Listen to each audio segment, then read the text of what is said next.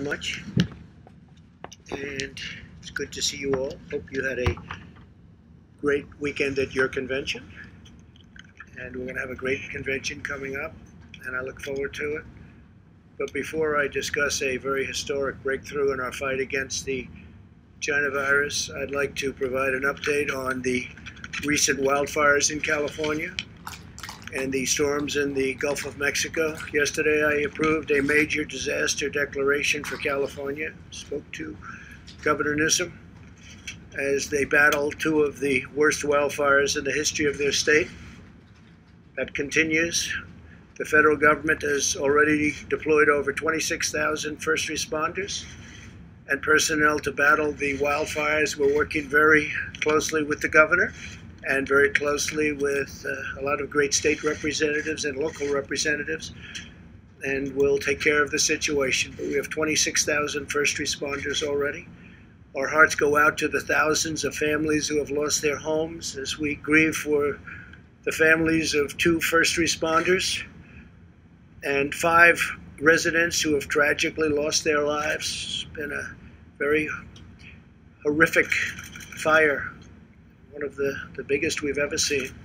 My administration is also closely monitoring Hurricane Marco and Tropical Storm Laura, which are coming in rapidly. Hurricane Marco is expected to make landfall in Louisiana tomorrow, and Tropical Storm Laura is expected to hit Louisiana 2 days later. This is somewhat unprecedented, the scope of the storms and also the fact that they come so quickly after one another. Both storms have the potential of gathering strength before they make landfall and could cause significant damage across the Gulf Coast and also in Puerto Rico. We have everybody stationed and ready to go in Puerto Rico and the Gulf Coast, and we have tremendous people. We have FEMA is lined up, and we have the Coast Guard ready. The Coast Guard has done a fantastic job. They do such good work, and we want to thank our great Coast Guard. I'm asking all Americans in the storm's path to follow the instructions of your state and local governments very closely. And I've approved emergency declarations for Puerto Rico and for Louisiana.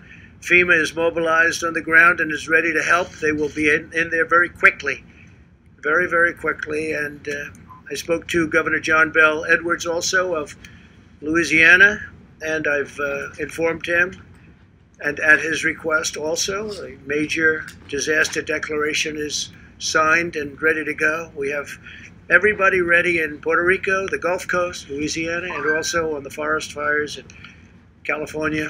So we have a great team. Unfortunately, we have some very, very powerful natural disasters.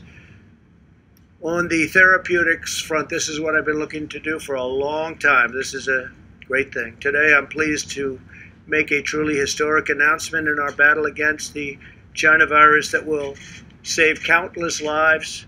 The FDA has issued an emergency use authorization, and that's such a powerful term, emergency use authorization for a treatment known as convalescent plasma. This is a powerful therapy that transfuses very, very strong antibodies from the blood of recovered patients to help treat patients battling a current infection. It's had an incredible rate of success. Today's action will dramatically expand access to this treatment. And I want to thank Dr. Hahn and Secretary Azar. I want to thank the FDA, all of the people that have been working very hard on this. It showed tremendous potential. This is the only possible, and it's only made possible because of Operation Warp Speed. That is, everybody working together. We're years ahead of approvals we would be if we went by the speed levels of past administration. We'd be 2 years, 3 years behind where we are today. And that includes in vaccines that you'll be hearing about very soon, very shortly. To deliver treatments and vaccine to save lives, we're removing unnecessary barriers and delays, not by cutting corners, but by marshaling the full power of the federal government. We provided $48 million to fund the Mayo Clinic study that tested the efficacy of convalescent plasma for patients with the virus. Through this study, over 100,000 Americans have already enrolled to receive this treatment, and it has proven to reduce mortality by 35%. It's a tremendous number. The FDA, MIT, Harvard, and Mount Sinai Hospital have also found convalescent plasma to be a very effective method of fighting this horrible disease. Based on the science and the data, the FDA has made the independent determination that the treatment is safe and very effective. Recently, we provided up to $270 million to the American Red Cross and America's blood centers to support the collection of up to 360,000 units of plasma. In late July, we launched a nationwide campaign to ask patients who have recovered, and these are patients that have been incredible the way they've donated. But these are people recovered from the virus to donate plasma. Since then, weekly plasma donations have doubled. And today I once again urge all Americans who have recovered from the virus to go to coronavirus.gov and sign up and donate plasma today, please. It's been really an incredible, just incredible people. The country has united so strongly behind this, and I'll go over the numbers, but if you look at what's happened and the success that we've had that people don't talk about, the United States has experienced the lowest case fatality rate of any major country in the world. You don't hear that. The European Union's case fatality rate is estimated to be 3 times higher than that in the United States.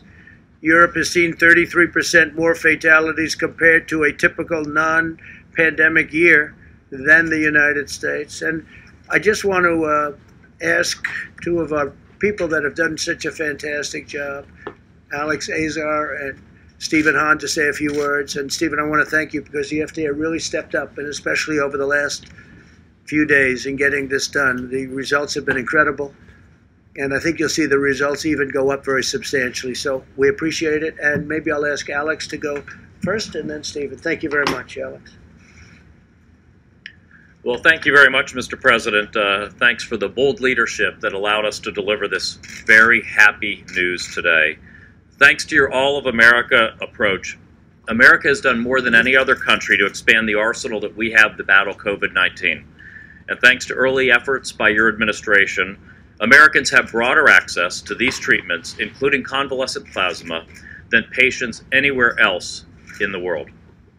In early April, early in our fight against COVID-19, the FDA, BARDA, the Mayo Clinic, and other partners sprang into action to set up an expanded access protocol for this promising treatment. President Trump is the right to try president, and he's fought hard to ensure that Americans can have access to promising COVID-19 treatments. Convalescent plasma has been a tried and true therapeutic method in prior outbreaks, but the president wanted to ensure that we develop the data to support its use, and this FDA authorization is one result of that effort. The data we gathered suggests that patients who were treated early in their disease course, within 3 days of being diagnosed, with plasma containing high levels of antibodies, benefited the most from treatment. We saw about a 35% better survival in the patients who benefited most from the treatment, which were patients under 80 who were not on artificial respiration.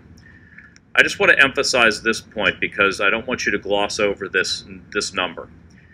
We dream in drug development of something like a 35% mortality reduction. This is a major advance in the treatment of patients. This is a major advance. Convalescent plasma is one new tool that we've added to our arsenal against COVID-19, alongside remdesivir, steroids, and a number of other promising options currently being studied. Because of the President's Operation Warp Speed, we expect to have other new results and new options reaching patients as soon as this fall. Operation Warp Speed is supporting experimental therapeutics all the way through to manufacturing so that if they meet FDA's gold standard for safety and efficacy, they can begin reaching patients without a day wasted. Americans who have tested positive for and recovered from COVID-19 can go to coronavirus.gov to find out a quick, convenient way to play a potentially life-saving role in our fight. Know if you donate plasma, you could save a life.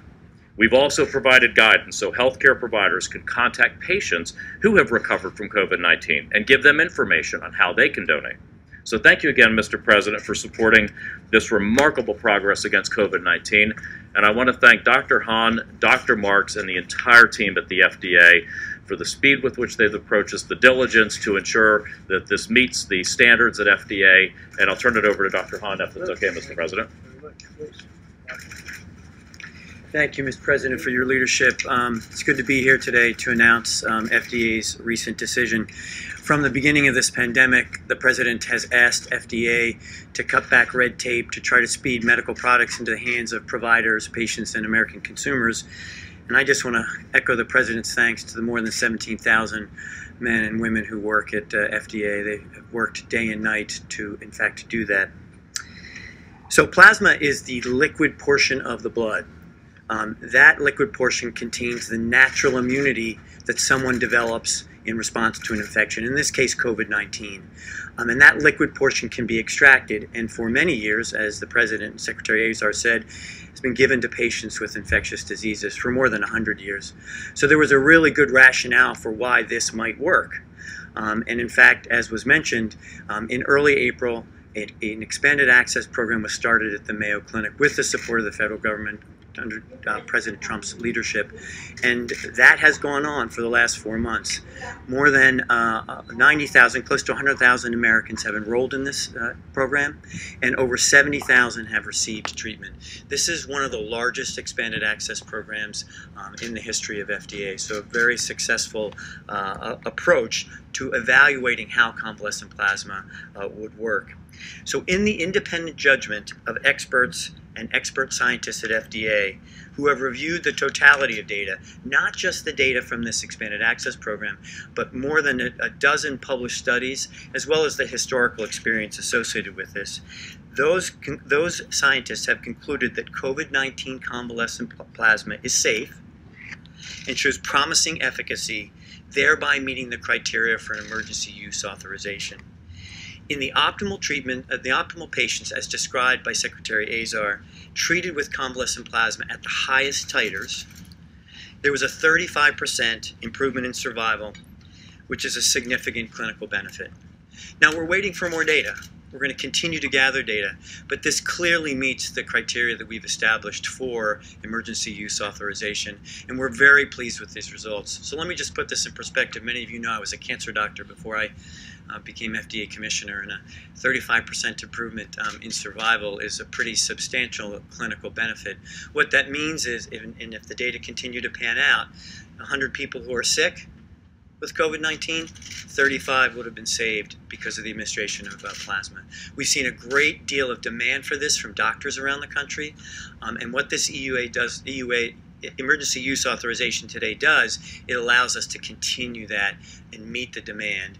And again, I want to echo the President's and the Secretary's ask of the American people: if you've recovered from COVID-19, please donate. It could save a life. And Mr. President, thank you again. Thank you very much. I appreciate it. Okay, any questions? Mr. President. Thank you, Mr. President. I want to first ask you about the COVID-19 drugs that are in phase 3. Are they going to be available to the American population? You and I talked previously about this idea of right to try. Right. Can we assure the American people that if it's being studied and it's in phase 3, you have that right? You know, it's a great question, and I'm not sure a lot of people have been thinking about right to try. We're all waiting for the final answer, and maybe I could ask Stephen, but I would say that right to try is exactly if somebody is virtually terminal, in other words, they're not going to make it, and if we have these incredible therapies and drugs that are happening, Alex, I think it's a very interesting question. I congratulate you for that question, because I think we're all waiting for that exact final endpoint. What about that, Stephen? We have all of these great, seemingly great answers that are ready to come out, but because of the process it takes, can we use some of this early under right to try, please? So it's a really good question, and of course it all depends on the clinical circumstances and what a doctor and a patient together decide with respect to the administration of any agent. But if you think about what happened with convalescent plasma and the expanded access program, this is exactly what happened. This program So we have ongoing clinical trials that are randomized between placebo, or an inactive substance, and the convalescent plasma. While that was going on, we knew that there was great demand from patients and doctors. The Expanded Access Program is a way of actually doing that, and fits perfectly with what the President just said about allowing people to be able to use something that we have now determined to be very safe. I think it's something we have to really consider very strongly. Yes, sir. I think it's fantastic. You should get credit for that. Thank you. That's very good. Mr. But President. please go back. Oh, yeah. Thank you, Mr. President. Convalescent plasma as a treatment has been around for nearly 100 years. You mentioned Operation Warp Speed, which enabled this process to move along a lot faster. What went into the effort for this to be approved for COVID-19, and was that holdup political in nature?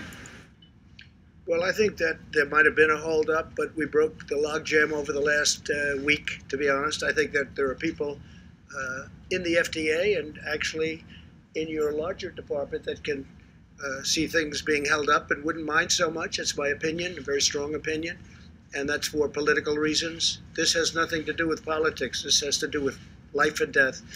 So we are being very strong, and we are being very forthright, and we have got some incredible answers, and we're not going to let them be held up, because every day is lives, and we're not going to let that happen. Okay? Very good. Thank you. Mr. President, in announcing this today, you said that the FDA has made the independent determination that the treatment is safe and very effective. Yet Dr. Hahn just said it was showing promising efficacy. So which of the two is correct? Well, I think I'll let Dr. Hahn answer that question. So under our legal authority for emergency use authorization, this is not the same as an approval, but it's an authorization, and allows us to expand the access to this. And our data, we know we're going to continue to collect data. We knew that for all of our emergency use authorizations. So for example, remdesivir, which was approved or authorized on May 1st, we're still collecting data, and we will continue to do that with plasma as well. So it's the nuances of the language around the authorization that we use in the legal aspects to it. It's a promising treatment. It's not, you couldn't say it's very effective just yet. So I would say that if you're one of those 35 out of 100 people who these data suggest or show survive as a result of it, this is pretty significant for that person and their family. Okay.